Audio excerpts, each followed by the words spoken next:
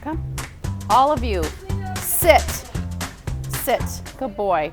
Good boy. Hi, everyone. I'm Susan.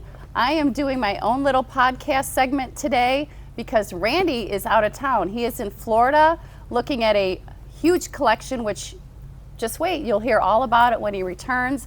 So I'm sitting here today with some of my friends that Tucker has herded up for me because he doesn't have any sheep or goats, so he's herded up some stuffed animals. And if you don't know who these are, I know you do. This is Nipper the terrier, and I'm going to tell you a little story about that in just a second. But first of all, I want to tell you about some upcoming auctions. Coming up June 21st and 22nd is our guns and military auction. It is already online on our website at donleyauctions.com. All you need to know is donleyauctions.com. Click on the red button and you're ready to bid. Hi everybody, I'm Neil from the gun department here at Donley Auctions. Just want to show you a neat gun that we got in. It's a German Merkel over under. For all you shotgunners out there, I've got obviously a Merkel. I've got Parker Brothers, got L.C. Smith, Beretta, Browning, and multiples of them. June 21st, next week. See you at the auction. Now, coming up right after that next week on Thursday, June 26th, is our phonograph auction. Phonograph, antique music, guitars, instruments, cabinets, pedestals, just some great antique phonograph machines. Advertising, we've got some great pieces of that. Another one of my favorites, which I'll show you a picture of, is a authentic Thomas Edison autograph. But first of all, I want to tell you a little bit about Nipper. This is the story of Nipper. So as you can see, we have some stuffed plushies here, but this one is heavy. This Nipper's heavy. He is a nice little statue. Nipper was a terrier, obviously. He was born in 1884 in Bristol, England. But this one here is one of the good ones. This Nipper here is paper mache. You can't hurt him anymore, he's fine. This one's made of paper mache. Again, this will be in our auction on Thursday, June 26th. So check the catalog, it's lot number 1130. All of these will be. But I want to tell you a little story about Nipper, in case you don't know the history behind him. Like I said, he was born in 1884 in Bristol, England, to his owner who passed away not too long after that. So they gave him to his brother, Francis Berard. I hope I'm saying his name correctly. He was a painter. So Nipper went to live at a new place in 1887. While Francis was painting, he noticed something interesting, that Nipper, not you, he was fascinated by the sound of a phonograph, and that's why he was tilting his head. He was trying to figure out where the voice was coming from. So Francis decided he is going to paint a portrait of Nipper listening to an Edison Bell cylinder phonograph. He tried selling it. He went over to the Edison Bell company, but they rejected it, and they said, "Bro, dogs don't listen to phonographs." So Francis, he goes, "Man, don't diss me. I'm going to take my own route. I'm going to make this fire. So we're going to go to the gramophone company, and I'm going to slay this. I'm going to talk to the manager, who is Riz." Who's Riz? And we're going to replace.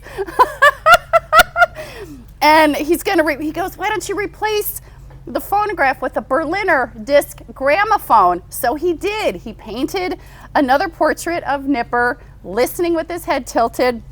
He made the change. They took his offer and they bought the painting for 100 pounds back then, which is about $18,500 in US dollars today. That's a lot of money back then. Thus, the iconic His Master's Voice image was born. It was savage.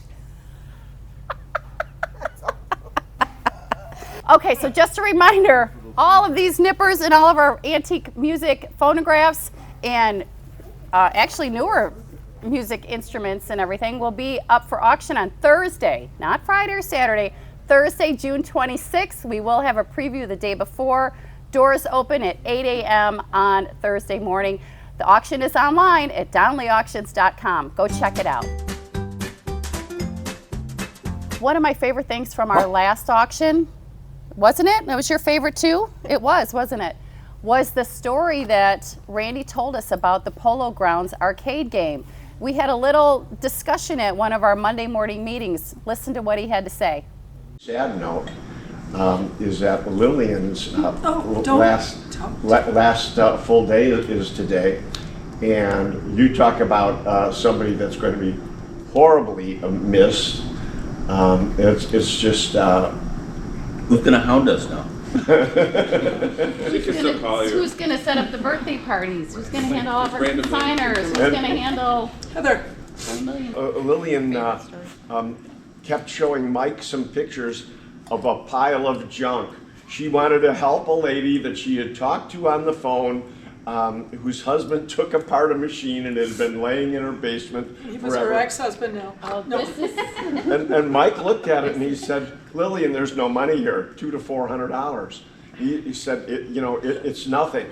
And Lillian comes back after us and said, well, about a week later, well, you're going to be in Chicago. I looked it up. You're not far from this lady's house. Can you please help her out? Can you please go pick up this machine? Okay, Lillian, we'll go get this machine. How are you getting us into this? But we'll take the time to do it. Don't worry. And what did the machine go for, Lillian? $10,000. $10,000. Now, on every level, I want to on every level, not just helping us out, but helping people in general. That's what Lillian has brought to this organization. And Lillian, I really think, brought the heart and soul and really pushed that in your tenure here. And again, I thank you for that, Lillian. Well, I have to tell you, when I called her and I said to Carmelie, I said, did you happen to watch the auction? She said, no, I didn't, but I did go online to find out how it did. And she said her daughter was there and she went like this, and her daughter went, oh my God, what happened, Mom? And she said, oh my God, it sold for $10,000. She said, I was hoping to get 1,000. And I said, well, I'm telling you, I couldn't be happier for you. And she was just a great story. out of Isn't that her great? mind. So let me Happy. continue on. The story continues, and we're going to be using this in our podcast because it is a fantastic story from start to finish. So that's the beginning. Sold for $10,000. I've been in touch with the new owner. His name is Ricky Sky. And I told him, I said, congratulations. Here's the back end story a little bit. Glad it's going to a good home. And he goes, Susan, thank you so much for that story. That's top-notch service from you guys, assembling the machine for her. Had the machine not been assembled, Correct. its completion level would not have been known, thus scaring off collectors such as myself from bucking up and paying for it. He goes, make sure you tell her this, that you guys deserve the credit for her good news story. He goes, here's some history. There have been rumors the machine working called the Polo Grounds for decades, thought to be a baseball game just before they stopped operating during the Depression, yet no known photos ever existed. When I saw the machine, this misunderstanding made complete sense. The Polo Grounds were in fact a private polo club from 1876 to 1880. So, to my knowledge, this is the only known example of this machine. Wow. Now I hope to get Mike Hasanow to restore it, so when it's done, let's offer to take the lady to see it and even play it for her when it's done. Oh my God. At a minimum, we can send her a framed picture of it. Huh. Oh And my didn't you say God. that she's chasing this machine for like 20 years or something? You knew He about didn't it? say that, but He told us on the he's phone. done his homework for sure. He heard rumors that existed somewhere in Chicago. So now, to that point, Yes. I see my brother working on putting it Yeah, Mike together, got in trouble. and I'm yelling, Mike, Mike, we don't have time for this We need shit. to do descriptions and Mike's You know, tinkering and putting I said, together. you can't stop doing what you're doing, Mike. And Mike is arguing back, we'll never get anything for this machine if I don't put it together. I said, okay. And I was, right. so the second day I came back to him and I said, stop! You can't do this. And he pushed through and found all the parts. Everybody has their hands Well, in I it had for to sure. laugh in the because story. it was originally it was placed right here in front. And I don't remember who it was, but some of the young fellas looked at it and went, they were rearranging everything and they looked at it and went, this thing, like it looks like a piece Do we of have crap. pictures of it before? And it's like, So they put it way over here, facing the other way, because they didn't think it was worth anything. Mike came and got me. I was in the office. Get out here! Come out here quick! You've got to see this. As the bidding went up, and I was like, we were both aghast. We couldn't believe it. The guy who wanted it was not going to let it go. Oh, clearly he wasn't. It just kept clearly going up wanted and up, and I was like, oh my So Lord. that Anyway, is what a great news. The fun of the great business. story. That's the Great beauty of an story. auction. You Beauty have of to an have two auction, yeah. people, because the other guy who bought it was also a wealthy collector. So it took two guys like that. Yeah. And that's the beauty of an auction. We could have gone in there and bought that thing for $400, or another collector could have. Absolutely. I mean, and we didn't. So And this it is was the beauty like of an that auction. with a lot of items during this auction. Two people fighting over something. It was really, really fun. It has all of the polo sticks. The horses are intact, where many of those kind of things, those pieces get broken.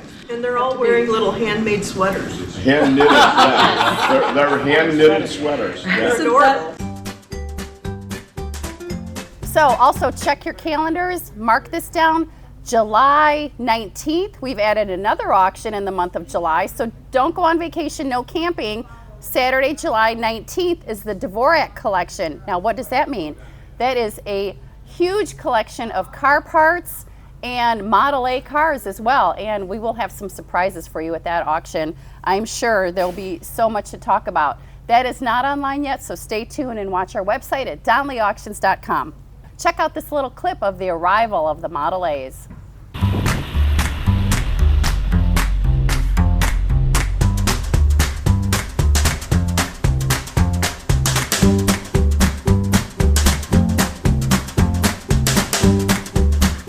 The other day, before Randy left on this Florida trip, we were sitting at a blackjack table talking about what was our favorite thing we ever sold at auction. Check out these stories. What were you asking me earlier? So I wanted to ask you, I got a question from my daughter, Kelsey. Hi, Kels. It said, Peter has a question. Peter's her boyfriend. Peter's mom wants to know what's the coolest thing we've ever auctioned. So we had to think about it for a second. And I know what mine is. You want to go first? What's yours? The What's coolest yours? thing we've ever auctioned, I didn't even have to think about mine. Really? The coolest thing was the Jerry Garcia t-shirt that he wore at the last Grateful Dead concert at Soldier Field. His very last concert that His he ever very did. last concert, Yeah. yep. It was in 1995, and it was a black Hanes 2XL faded t-shirt, sweaty, and of course it has his DNA on it, right? The woman who got it from Jerry Oh, yeah, she was a immediately put it in a plastic character. bag. Yeah. And she never laundered it because she wanted to make sure his DNA was That's still right. on it. That's right. And she was in the front row of that concert. Yep. I think she even got to go backstage. And we've had more famous DNA. Actually, there are DNA collectors. You know who you are out there. So we've sold DNA before Yes. to various people. What but an interesting thing to collect. But guess how much? Do you remember how much the T-shirt went for? I don't. $21,000 for a Hanes faded black T-shirt that Jerry Garcia wore at a concert. Pretty cool. That's my favorite thing. I also liked the Jerry Garcia Colt 25 pistol that he owned. Remember we had that also. Yeah. That was kind of a cool thing too. Right. It says it was licensed in California and his name Jerome Garcia. And people all said Jerry Garcia never would have had a gun. He was anti-gun and everything. But well, he guess did. what? He was He registered and licensed. did. Yeah. Yeah, Jerry did own a so did own a that was pistol. a good piece too. So what was your favorite? Your coolest item we've ever sold in what? How many years have we been doing this? You know, I think most people would probably believe it's a car or a motorcycle or a Petrolian of some kind, given my history. Yeah. But actually, I would have to say General Bitler's uniform, Major General Bitler. We sold remember his it well. complete military grouping and collection. And That was just recently too. And General Yes. Bitler was responsible. He was American representative at the Japanese surrender of the Philippine Islands. And we had General Bitler's personal copy with all the signatures of the Japanese contingent that surrendered the Philippine Islands. This was all the original documents from the surrender of the Philippine Islands, amongst other things. It was a whole grouping, his medals, I remember, his uniform, his 2-star flag. I mean, it was a pretty cool grouping. But And it was very exciting at the auction. You remember what that went for? over 40. 40,000? Over 40, yeah. Okay, yeah, I do remember it. It was pretty cool. But But it's not a matter of money. Right, it's just we've the sold coolest stuff or well most into interesting hundreds thing. I of mean, thousands before. right. But That just happens to be our favorites. these, that was my So favorite. do you have any questions for us? Come up with something creative. We'll answer it for you. Okay, one more thing. Now that you have your calendar out, mark this on your calendar too. Our August Summer Classic coming up, August 16th and 17th.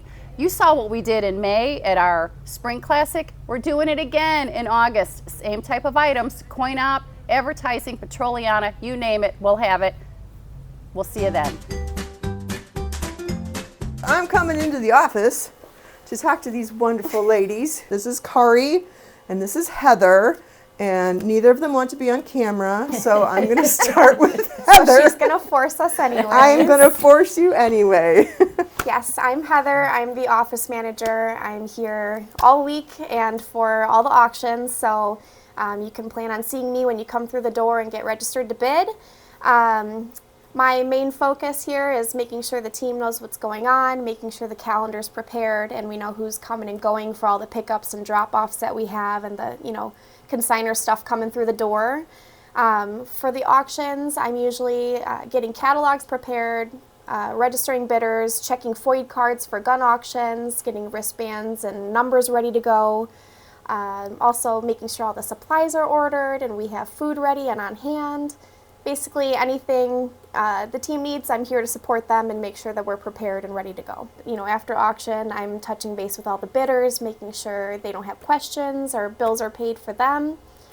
Getting them off to the shipping department is the next step. So yeah, just going through the whole process, pre-auction to post-auction. And you have to chase down the people that haven't paid. Oh yeah, absolutely. That's obviously very important. So we want to make sure our consignors are paid and paid in a timely fashion. So making sure bidders are on the same page and following up with that is very important.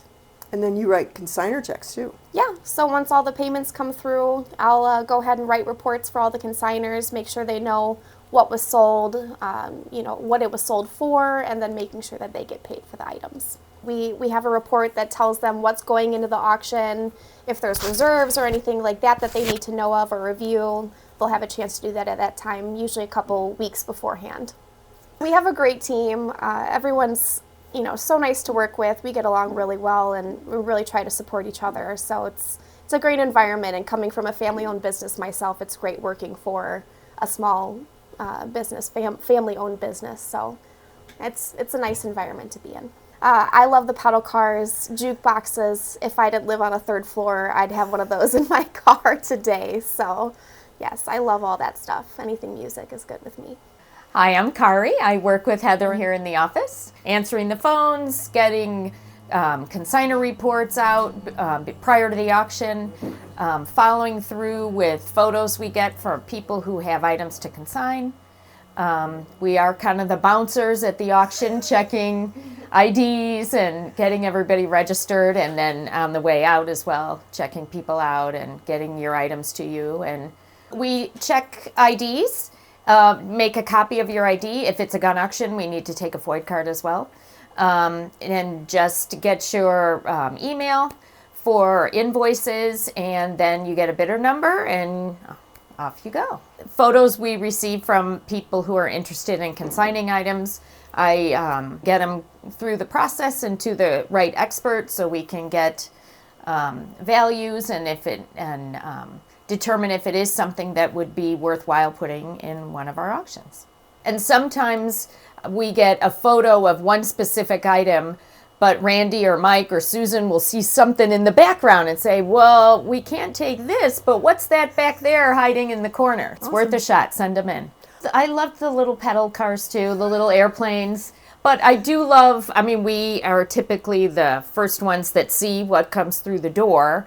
And I love when sometimes I see something and I have no idea what it is, and I love learning about, what it is. There is a taxidermy pet up there. Yeah, I don't know where that came from, but it is he's cute, but it is Kind of creepy. it is a little off-putting when you go up there. Yeah. Yeah, I turned him around so he's not looking at you right when you Yeah, walk up the yeah, that's what I told Heather. You go up and it's just him sitting there with He's his just back looking to at you. you. Yeah. Kari is such a great support. I know that I don't even have to jump for the phone when she's here because she is so quick. I can't even compete with her, and I know that I can rely on her to back me up all the time. It's very fun working with Heather. There's obviously an age gap, but I think we have fun anyway. Try to. I'm willing to do anything that can help things move smoothly. So. Absolutely. One of the fun and interesting things that our employees get to do is go to shows. They go to card shows, sports shows, gun shows, military shows. Here's one with Ryan and his son Thomas at a sports show last week. Hi everybody, it's Ryan and Thomas from Donley Auctions. Today we are at the Capitalsville Card Show. We just came to make a brief appearance and check out the scene and try not to spend too much of our own money. That's all for now, and until next time, Ryan and Tom will See ya!